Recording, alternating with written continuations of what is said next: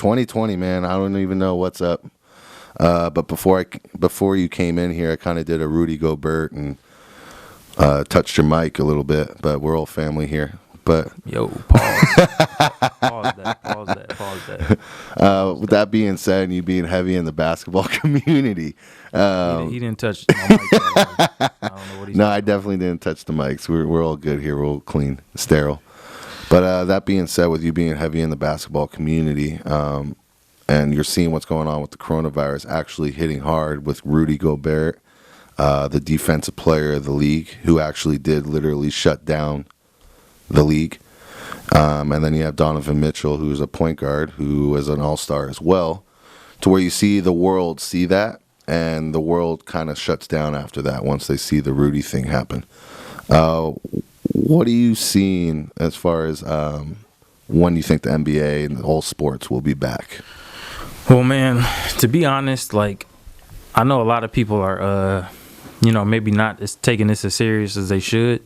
And I mean, to me, it's not really about the coronavirus itself. It's more about what's happening to our society. And Right. I kind of see things kind of crumbling. Like, yeah, the NBA being out of, like just being shut down, and all these different sports and concerts and all that type of stuff, that's definitely a bad thing. But I'm seeing the way things are going, and I'm thinking it might even get worse than that, to where some of these stores are actually just shut down because they can't meet the demand, or like certain places that we actually need, you know what I mean? Or maybe even like police or firefighters, or things like that, like public servant type of jobs. People don't want to do their jobs because they're in fear of catching this, you know what I mean? Or whatever the situation is. So I think that'll be more alarming than what's going on right now. You know what I mean? People aren't really taking it as serious yet.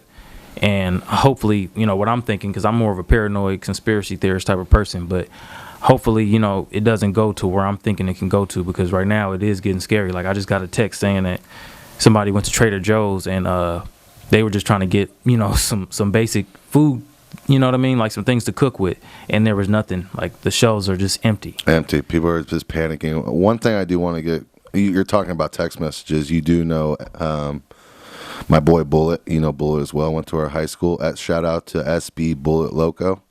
I'm getting a text from him as well. I thought I was getting stood up today for one of these interviews. He's like, sorry, bro, I just seen your text about all this. I respect the grind, but you need to turn on the news. He doesn't know this, but I understand this more than anybody. I understand what's going on out there. He couldn't make it today. But what's going on is people need to panic. He just had 2 newborns. He needs to get Pampers for his babies. The necessities to living, not necessarily panicking, but just necessities to making sure that all stores, including Target, Walmart, made it clear this morning that they're going to be stocking up, making sure that we're safe. So that's one good thing to go about things. Like I said, the way things have been happening, I can't put 100% faith in that. You know what I mean? I just think things are kind of escalating quickly, and like I said, hopefully the stores and things like that don't just stop servicing the community, because there's a lot of people that are stopping their jobs, or a lot of jobs that are being stopped because of this, and that's people's livelihoods, you know Right. what I mean? And the people at the grocery stores, that's a median for us, to get food, you know what I mean? So we need that to be open in order to get food. Otherwise, the streets will be more dangerous, because even the tensions are high right now with people trying to get stuff at a rapid rate. So people are fighting over toilet paper, fighting over water and things like that.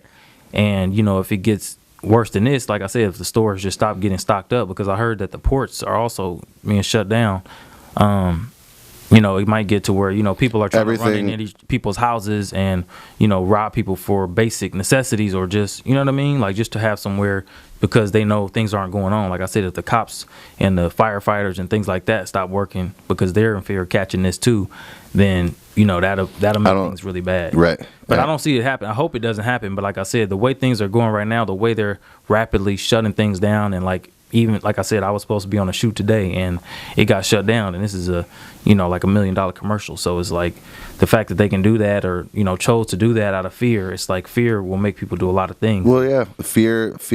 You have somebody like Tom Hanks, who's in Australia right now with his wife, who happened to have coronavirus. He's coming out saying There's no crying in baseball. And that goes back to You said that's Tom Hanks? Tom Hanks. That's going back to the one-liner from his famous movie A League of Their Own, to where he has a sense of humor behind all of it, even though he does have it. You see somebody like Rudy Gobert apologize for on-camera touching the mics, not even knowing that he was contagious or even had the disease, to later on find out. They played a full game, and it's probably traveled through the NBA. Kind of reminds me of Space Jam. Yeah, but it kind of reminds me of Space Jam in the weirdest way. I see what you're saying, definitely, but this is definitely a lot more serious than that, because Space Jam was isolated to the NBA. This is the whole world. Thank you for that, though. Space Jam is a cartoon. I understand that. No. But I feel what you're saying, but this is, that was. But with that being said, Young Hollywood, I'm here with Young Hollywood. We got the best dunker in the world, one of the best I've ever seen. We're actually going to commercial break right now. I will get back to an interview with Young Hollywood. We are going to the books. This is Young Hollywood Dunks, Ganja Gaines, Dash Radio, Caliente Girls. Thank you very much. Bye-bye. Yeah. Hello. We're back here with Young Hollywood Dunks, Haneef, Munir. Check out Young Hollywood Dunks. This is Mark Mainini, Ganja.Gaines. We're here to let people know and get the mentality right for what is about to come in the months to come with this coronavirus. Also, Haneef, I wanted to tell you about something that was going on earlier today, and I was at a store just kind of like how you were earlier, and was getting some groceries, and people seem to be getting a little more rude, a little more discomfort. People not really worried about ladies going first, or if that was a lady and she just got 3 things and you got a full basket. I witnessed all of this today, where the man is in charge or going in front and not really having any manners. Yeah. What can you say about humanity and getting together in one for something that we're all dealing with, and trying to get everything going to flow again? Well, man, I think that's really important right now, because, it's a lot of uncertainty and a lot of fear right now in the air. So I think everybody's just panicking and trying to get ready for what they think is the worst, the worst possibility, like the worst outcome type thing. And, we just got to look out for each other and not, hoard so many items, and still have courtesy, and still, be humble, you know what I mean? Just right. be courteous, be humble, be kind to ladies, kind to elderly people, kind to kids and stuff like that, because everybody's kind of rushing through the stores because things are disappearing quickly. Like a lot of items you get to might be not a lot, so we just got to be calm and keep a level head, because everything's gonna be okay. Everything's gonna be okay. I think the news is really stirring everybody up. And when you go to the stores, it's just a reality check. So that's why everybody's panicking mentally. But I think everything's going to be fine. We're all going to be good. And, we just got to stick together. And, like I said, being calm is the main thing. And with everything that you're doing, and the repercussions with the video shoots that you're doing, the commercials, and that got shut down last night, correct? Yes, got shut down yesterday. And this is going everywhere. I know somebody trying to get a job who's, they're now all of a sudden they're laying off people when they were going to hire people tomorrow. Yeah. I got a friend, the same thing just happened to. Yeah, it's just a weird vibe out there. The economy's going to crap. Yeah, you're seeing Dow drop record numbers, 10 points, ever since, 1986, I believe, and it's something that we're going to have to start over. And for people who want to be entrepreneurs, if you could recall back in 08, 09, they started over. You got to find a need for something, and you got to process it, and you got to make it happen. And I think that that's something that we've learned in our lifetime, since we are around 30 years old, to where we could build off of this, and we could learn from our mistakes or something that we've already been through. Exactly. And we could recreate. Yeah. And we can manage, and we could definitely hold this down, because I know people at home are not wanting to leave home and are concerned. Don't be concerned. Just know that the what's going to happen is going to happen. And if you put yourself in that environment, sterile is the way to go. And all this little debunked stuff about don't put your hands to your ears, to your mouth, that's stuff that we already know. Let's not get elementary here. Exactly. Let's not tell people, like, don't touch the eyes, don't touch. This is obvious stuff. Wash your hands, sterilize your hands. Mm-hmm. With that being said, we see a lot of people coming up with this virus, the CO-19, that's happened to find a way through the air just as well as on the ground. So if you're in the room with somebody, it could be through air. And I can't believe that. That's something that I'm not really like trying to be a part of, and something that is in a gym, it's in anywhere you go. The misconception is that when people catch this, that it's a deadly disease, but there's only been a very, very, very small amount of people that have passed away, and most of those people were already terminally ill. So it's not really a death sentence. You know what I mean? Right. 3% of the people die that get coronavirus, and it does seem that the heat does help burn off the virus. Oh, you was listening to Trump? And in a lot of ways. Definitely not listening. Haneef is a strong supporter of California and the party that we represent. Of course. With that being said, with the homeless epidemic that's going on, what do you think in that moment when you hear somebody on the side of the street, when you don't even have a phone, saying that there's some virus going on out there, and you're just that person in the street wondering what the hell's going on? What do I think is going through their heads? Yeah. I mean, I think they're probably maybe a little less panicked, hopefully. You know what I mean? Just because I feel like a lot of people are just so spoiled and stuck in their ways. That's why now we're so panicky. Like, you see everything on the news, and I think they're just building it up more than it needs to be. But then when people go to the stores and stuff, that's when they get more like, oh my God, like, you know, like panicking in their minds, because they don't know when they're going to be able to find these things, because, you know, they might not be able to wait when the doors open. You know what I mean? Because I've heard some stores saying they sell out in like 30 minutes of some things. But it's not really that bad. You know what I mean? I think everybody just needs to calm down. We just need to come together and just be cool. You know, you don't have to have, you know, enough stuff to last you, you know, for 6 months. You know what I mean? It's everything's gonna be all right.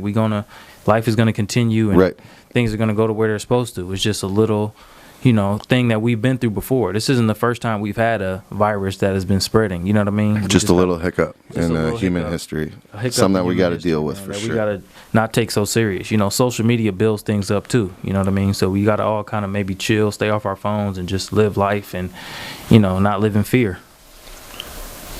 The kind of stuff that you need to know about this disaster, the SBA is now offering low-interest federal loans to small businesses in designated states and territories impacted by the CO-19. The loans offer up to $2 million in assistance with interest rates of 3.75% and repayment terms of 30 years. That's pretty interesting stuff, considering with what's going down. And you remember back in 08, 09, kind of the similar thing happened, to where you're going to see these rates definitely go up for sure. Yeah, and I hear there's some landlords out there that are kind of trying to, you know, be generous and, you know, whatnot with their tenants, to not be so pressuring them to pay right on time, because, you know, a lot of jobs and stuff have been stopped. So, you know, you kind of got to be sensitive to that, because it could cause, you know, a housing crisis and things like that. So, you know, we just need to be sensitive to everybody, because this is affecting everybody, and it's not something that we can ignore anymore. You know, we need to address it, but also we need to not panic and not overreact. Right. And we have 17, I'm just remembering from earlier today that 1,700 engineers are now working on a website to test, to make it easier for people to test on Google. Something where you could maybe just go right through, go to screening website to see if you need to go to a drive-through just to get screened real quick. And it's an organization of 1,700 of the best that are trying to get this done. And they're all saying, of course, the mastermind, the genius behind it all is Donald Trump. He's there's 1,700 engineers working on this. Wait, so we supposed to go take a test that Donald Trump thought about? Or came up with? It doesn't sound too formidable, does it? No, but I'm cool. That means this whole thing was a setup. That's low key what I've been thinking too. Like this whole thing is kind of like created by the news and TV, so it's like it might not be real, but at the same time, I wanted to say that. The reason that I do think it is, like I said, the stores and whatnot is what needs to be taken serious. Like when they shutting down different infrastructures, that needs to be taken serious. But like I said, hopefully it doesn't get there. But the disease itself, I'm not. I wanted to go really on that. Afraid of that. Right. I just think that might be something that's manifested. But if it does come to the point where shit is closed, shit is gone, you don't want to. I mean, things are gone. I'm sorry. You don't want to. But as far as be caught unprepared, where you can't get something that you need, like water or toilet paper or whatever. You know what I mean? So that's why I think a lot of people are like, okay, well, if this is what's going on, I got to get mine while the getting is good, basically. So these conspiracy theories just keep going off. I'm one to put a lid on a lot of them, for the most part. Don't really like listening to them. And this is something that the Trump administration is going to have to deal with. Yeah. This blindsided them to, start of 2020. Yeah. Back in January in China, Wuhan.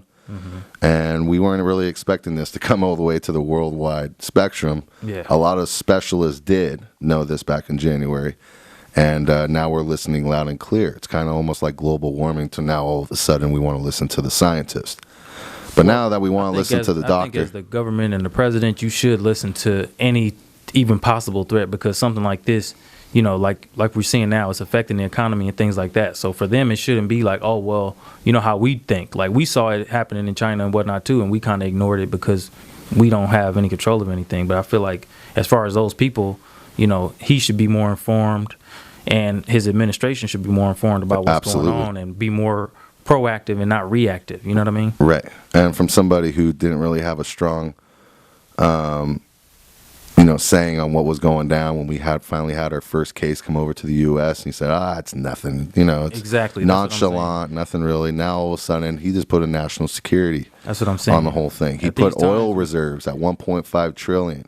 As a president, he's filling all the oil reserves for stuff like this. Yeah. That's facts. That's happening as of this morning. I just feel like as a president, you're supposed to be strong at all times, not just, not just when it gets bad. He should have been strong in the beginning, saying you just don't feel comfortable with him as president. I don't know if you recall, somebody like Obama. Yeah. I always felt comfortable when we had something like Ebola coming through. Yeah. But as far as Trump, he spent the last 2 years slashing the government agencies responsible for handling the coronavirus outbreak. Yeah, and he put Ben Carson in front of the CDC, which is, come on, man. Like, he insisted on Tuesday that the coronavirus is under control because China is working very hard to contain its spread. Yeah, man. Because of China, does he not realize it's in Italy, it's in 170 countries, 46 states? Exactly. Does he not realize this kind of stuff? I don't know, man. I just think we all, like I said, got to look out for each other, not overreact. I mean, like they said. But it's not overreact, like when you hear like, oh, don't overreact. I feel like all the time Donald Trump just sits there and tries to overreact and put something on a name.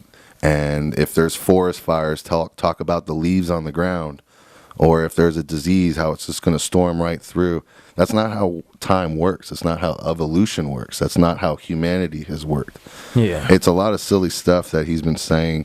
I mean, we've seen it for 4 years almost. Like, we can't look to that dude for any type of, anything but comedy or just ignorance, So at that point, it's just, we got to look out for ourselves. Like you said, the scientists are really the best people to kind of take advice from right now, and a few maybe politicians and stuff like that, but most of them, their mind is in different places. You know what I mean? They're not really thinking about it, or their interests are in things that don't allow them to say what they really think or what and the truth is, they would rather hear them self-talk. And they're conspiracy theorists, and that's what they are. They usually just like to hear them self-talk because a lot of people walk away from them very slowly with a weird or rearranged face on them when they walk away. There's stuff like that where I just walk away. I'm just like, whoa, bro, that was kind of deep. Yeah, because especially when you talk about stuff like politics is just not real life, and this is real life. What's happening right now? So we need to separate the two, because this conspiracy about whatever, that's going to go away. Donald Trump has to deal with this. This is something. His economy just went kabloom on a show that I had last week where we were talking about he's basically running with Obama's economy. to where it's now back to where it was. Yeah. Now it'd be a good thing for somebody like a good president in 2020 coming up. What are your thoughts of the candidates then? What did you think of this whole last 2 months layout? I mean, I tried not to pay attention to it too much, to be honest. It was just a lot going on, a lot of candidates on the Democratic side, and I was kind of waiting for them to sort that out. I did vote, but, the candidate that I voted for doesn't look like he's going to be the nominee. So, Right. I take it as Sanders. Yeah. So we're going to have to Saw him on the night show last night, and I really like how he came across. He was more about what's at hand, what we need to deal with, and come together. And a togetherness is something that Donald Trump hasn't done yet in the Oval Office. We had somebody like Bernie Sanders last night on Tonight Show calm us all down with, stuff that you need to say, the truth, and getting your stuff from facts and doctors and scientists. And yeah, but it looks like we're gonna have to jump, behind Biden just to get a Democrat in there. So that's what it's gonna be, and hopefully he has what it takes. Do you think that getting Biden to come in there is kind of like a format of, we're just going to get another 8 years of Obama because Biden could call Obama at 3 a.m. every night? Well, that's definitely part of it. I mean, you saw all the Democratic candidates kind of use Obama to make themselves look better. Like, right. I know Obama, or Obama endorsed me when I was a senator. Kind of weird how that happened. Everybody endorsed Biden, and then Biden just took control.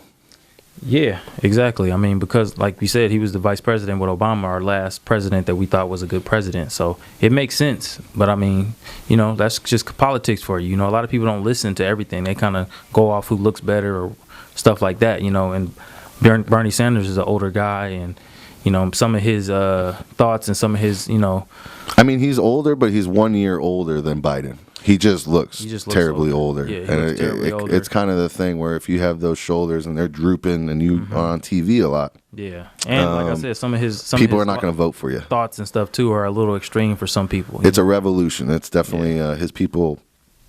They're trying to definitely barge in on a revolution. I don't think he's got the back for that, for somebody like a revolutionary president like a Donald Trump, to where I don't think he's going to get that type of support. And you kind of see what happened. And I said this last week, one thing that really bothers me about this whole voting process is the huge lines and how long it takes everybody, and how they're saying there's going to be 800 booths and there's only 127 booths open in the LA County area. And it's something where we need to fix that. This is Young Hollywood Haneef, and this is Ganja Gaines Mark Mainini. Haneef, it was a pleasure seeing you today. We're going to have fun tonight. Thank God it's Friday, and thank you for coming. Hey, man, thanks for having me. Thank you. Bye-bye.